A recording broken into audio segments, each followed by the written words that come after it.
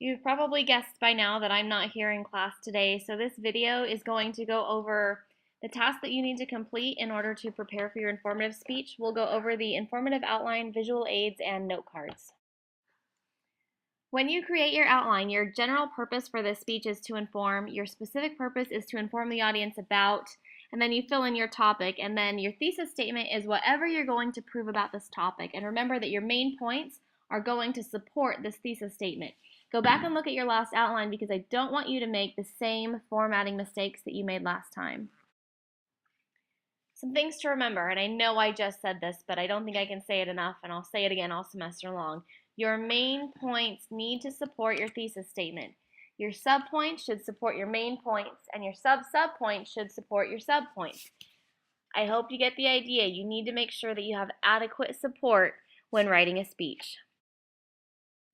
Some other things to remember, you should use at least one piece of evidence or research in each of your main points. This helps establish your credibility and let the audience know that you've done the research and you know what you're talking about. When typing your outline, be sure to highlight your oral citations and also remember the 3 things that you need for a proper oral citation. The author and why he or she is credible. So if you have an author named Kate Smith, you need to explain why Kate Smith is credible to speak about this topic. You also need to list the source of the book or the article title and provide the date. Another thing to remember is to not lead into your oral citations the same way.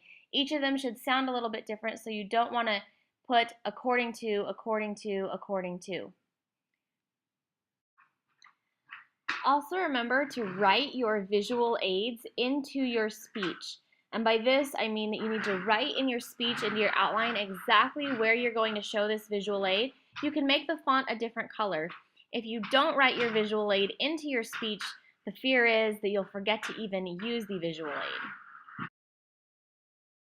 To continue on a little bit with visual aids, if you use a picture off of the internet, be sure to cite where it came from. You can do this on the actual PowerPoint slide if you're using one, but you need to give credit where credit is due.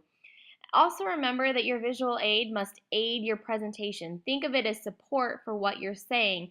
Don't just put a picture up there for the sake of putting a picture up there. It needs to have some purpose or it's going to add as a distraction for your audience.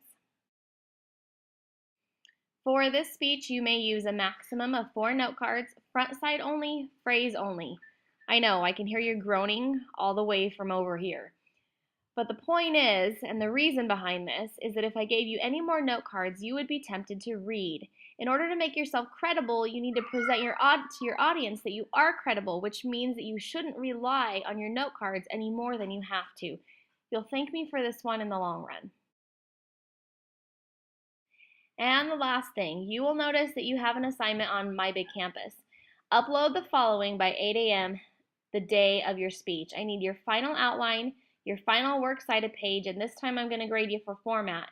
Your visual aids if in digital form. This will save us time in class because I won't have to be plugging in flash drives and loading information. I'll already have it there.